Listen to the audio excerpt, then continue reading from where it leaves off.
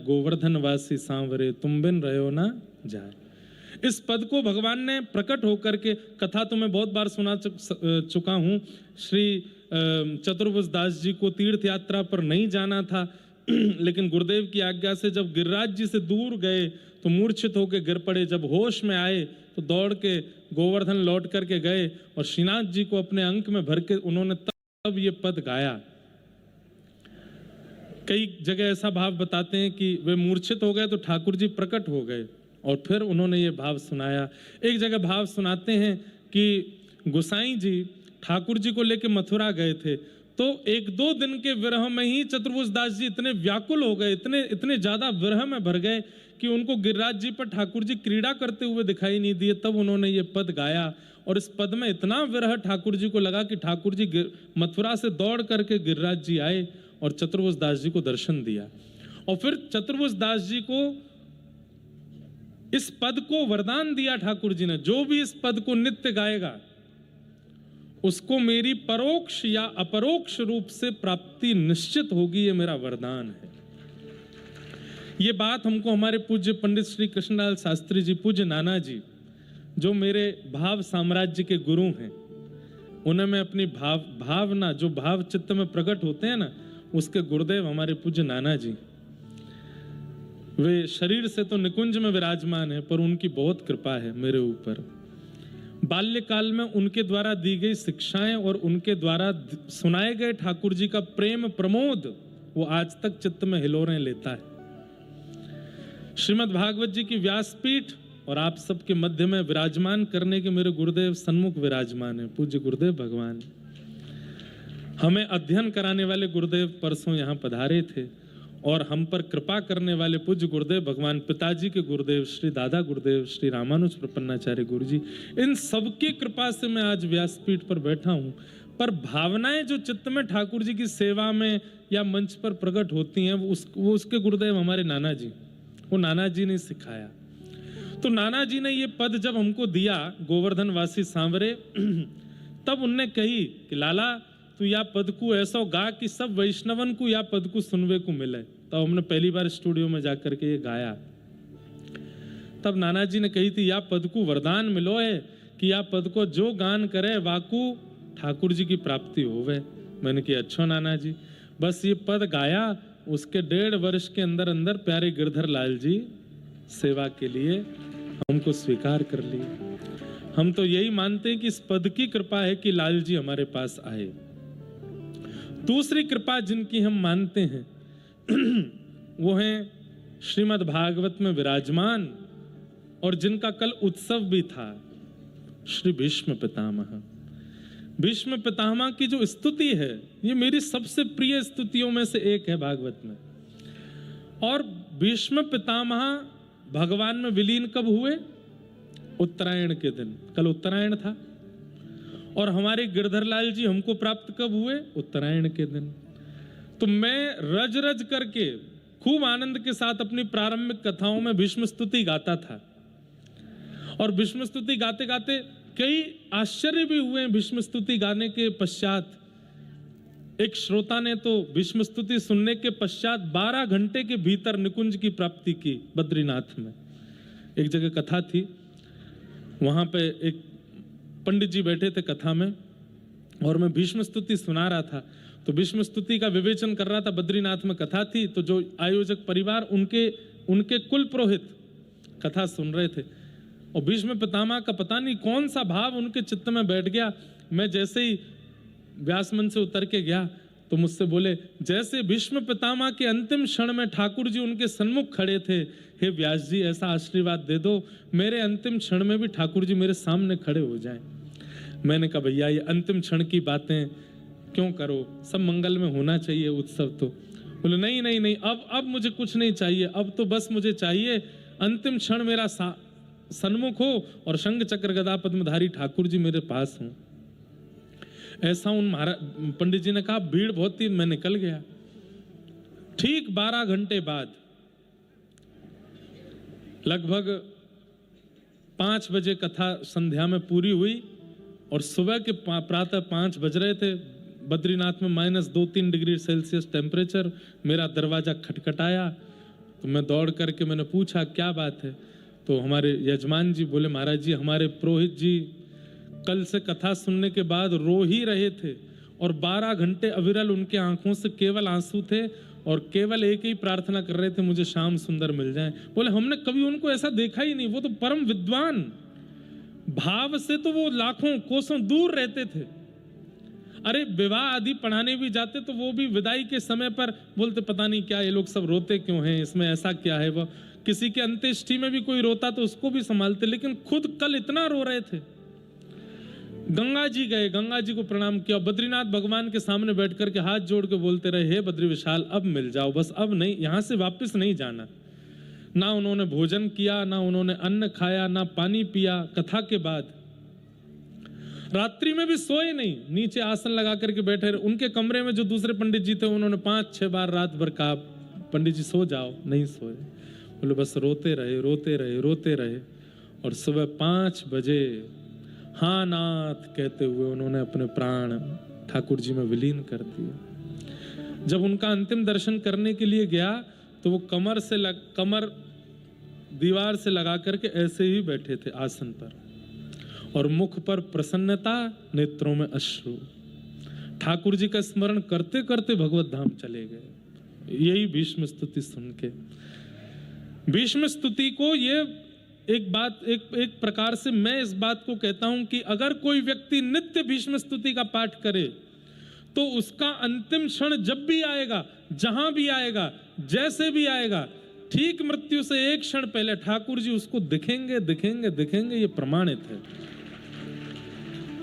और अंते नारायण स्मृति, ये तो भागवत जी का सिद्धांत है। श्रीमद् भागवत जी में मुक्ति के विशेष उपाय के रूप में यही बताया गया कि अंत में भगवान का स्मरण हो जाए।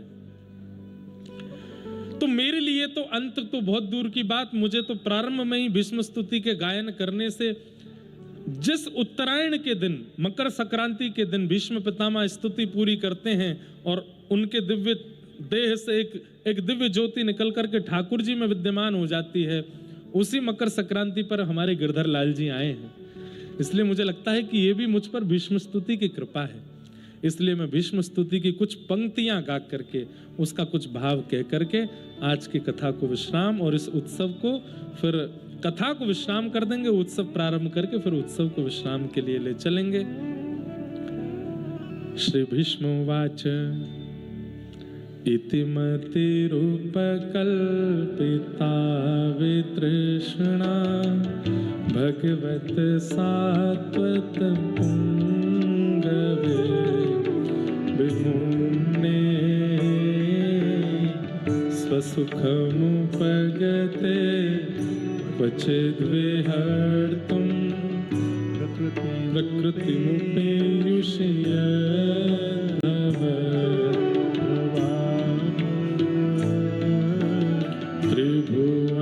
त्रिभुवनकमनं कमालवर्णं रविकरगौरवराम्बरं दधाने वपुरलककुला वृताननाब्जं विजयसखेरतिरस्तु। और एक पंक्ति जो मुझे बहुत प्रिय है, भीष्म पितामह कहते हैं ललित गति विलास वल्गुहास प्रणय निरीक्षण कल्पितोरुमान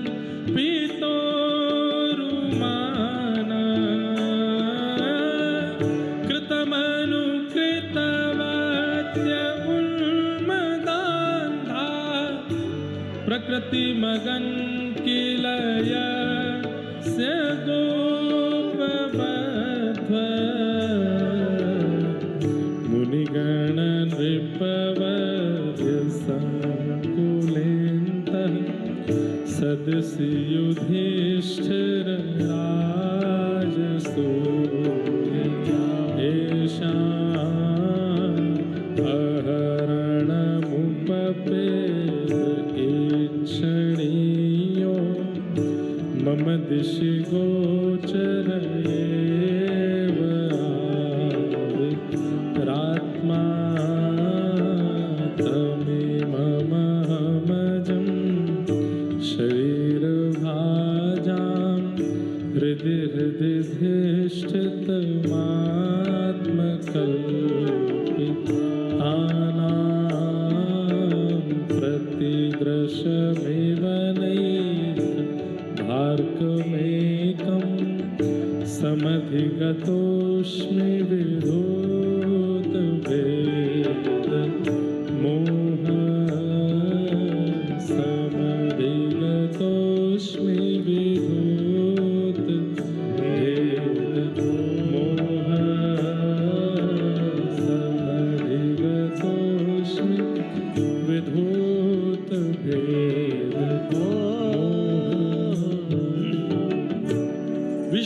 महिमा स्तुति गा रहे हैं भगवान की। और ठाकुर जी से कहते हैं कि नाथ मेरी मति को पुत्री बना करके आप उससे विवाह कर लो। आपसे सुंदर कौन होगा? त्रिभुवन कमनम तमाल वर्णम रवि कर गौरवराम्बरम दधाने बपुरल ककुला वृताननाब्जम विजय सखे रतिरस्तु मेन वद्या। भीष्म पितामह ठाकुर जी से कह रहे हैं कि नाथ आपसे सुंदर कौन होगा इस ब्रह्मांड में? त्रिभुवन कमनम तमाल वर्णम रविकर गौर वराम वरम दधाने। सब लोग इधर देखो, कथा सुनो ध्यान से। त्रिभुवन में आपसे सुंदर कोई नहीं है, आपसे सुंदर कोई नहीं है। बंधुओं, भले ही हमारे कल पूनम दीदी एक पद गा रही थी, उसमें कह रही कोटि कृष्ण वारू भानु की दुलारी पे हैं, इन पे वो वारू, उन पे वो वारू, उन पे वो वारू। और फिर अंत में उन्होंने कहा कि आधे कृष्ण को वारू, कोटि कृष्ण को वारू, श्री भानु की दुलारी पे। किशोरी जी की सुंदरता पे हम कृष्ण को भी वार देंगे। ठीक है, यशोदा मैया ने भी वार करके ठाकुर जी चरण में धर दिए। हम लोग भी कहते हैं हमारी किशोरी जी बहुत सुंदर हैं, पर इस भावना से किशोरी जी को प्रसन्नता नहीं होती, किशोरी जी को प्रिय नहीं लगता। किशोरी जी कहती हैं भले ही हमारी सुंदरता, आप भैया मंच पर इतनी गतिविधि नहीं करो, बार बार फिर विक्षिन्न होता है भाव, बैठ जाओ सब लोग, एक दो लोग ही उठा करो बस। क्या बता रहा था मैं? क्या? हाँ, किशोरी जी पर वार दिया यशोदा मैया ने, तो किशोरी जी को यह प्रिय नहीं लगता। यहां पर सखियां भी सब मिलकर के ठाकुर जी की पूरे दिन बुराई करती रहे, ठाकुर जी तो ऐसे हैं, लाला तो यों है, लाला तो त्यों, लेकिन किशोरी जी को सुख नहीं मिलता। एक बार की लीला है, ठाकुर जी के मन में भाव आया कि किशोरी जी मेरे मुंह पे तो मेरी बड़ी बड़ी बड़ाई करें, ये जब मैं सामने ना हूं तब कहा बात करें, वो मुंह को सुननो है। और वो सुनवे के काजे ठाकुर जी ने बोली जब मैं सन्मुख नहीं हूं तब क्या बात करती हैं वो सुनूं। उसके लिए ठाकुर जी सुख का रूप धारण करके और निकुंज में पहुंच गए। किशोरी जी विचरण करती भाई सखीन के साथ आ रही हैं। तभी ठाकुर जी तोता बन करके बैठे हैं एक वृक्ष के ऊपर, और वहां बैठ करके बोल रहे हैं कृष्ण कृष्ण कृष्ण कृष्ण कृष्ण कृष्ण। कहां किशोरी जी जब निकलती हैं तो लता पत्र गुल्म सब राधा राधा कहते हैं, लेकिन आज पहली बार ऐसा हुआ किशोरी जी जब निकलती हैं तब हिरण भी जाता है ना तो उसके मुख से भी राधा निकलता है। जब कोई गैया चली जाए आगे मुख से भी राधा निकले, कोई बछड़ा बछिया भी चले जाए तो वो भी राधा राधा उच्चारण करें। जय हो बड़े भैया की जय हो विराज। लेकिन आज पहली बार ऐसा हुआ कि निकुंज में किशोरी जी जा रही हैं और कोई कृष्ण कृष्ण कृष्ण कृष्ण कह रहा है। हर बार तो श्री जी को पता है कि सब राधा ही बोलने वाले हैं, पर आज कृष्ण ध्वनि सुनकर के किशोरी जी अति भावुक हो गई और बोली अरे ललता या सुक्कू मेरे पास लेके आइयो। अब जितने भी वहां पर जीव जंतु राधा नाम उच्चारण कर रहे थे उन सबके मन में भाव आया हम तो इतना नाम गाते हैं, राधा राधा कहते हैं, हमको तो बुलाया नहीं, और वो कृष्ण कृष्ण कह रहा है तो उसको 2 मिनट में अपने समीप बुला लिया। किशोरी जी ने वह सुक्कू अपने कंधा पे बैठा लियो, अपने हाथ के ऊपर रख लियो। तरवर छांव तीर यमुना के सुआ पढ़ावत डोले। किशोरी जी वह सुआ को अब ये भी बात संयोग की है कि सुख की चर्चा भई और तभी हमारे सुख संप्रदाय के बताओ। हमारे ठाकुर जी की जो ससुराल है गिरधर लाल जी की वो सुख संप्रदाय की पीठ ही तो है। ऊंचे घर की छोरी आई है, सुख संप्रदाय आचार्य हमारे पूज्य महाराज जी, हमारे बड़े भैया जी, आप लोग किस परंपरा से अभी आपको पता नहीं है। ये सामान्य से रूप में दिख रहे हैं। हमारा सौभाग्य है कि हमारे लाला ऐसे घर में ऐसे घरते संबंध बना रहे हैं, पर ये सामान्य नहीं है। रस परंपरा की एक अद्भुत विच्छिन्न न विच्छिन्न होने वाली परंपरा, और जिसके रस समूह में ना जाने कितने रसिक गोते लगा रहे हैं, उस रस परंपरा के संवाहक हैं पूज्य महाराज जी।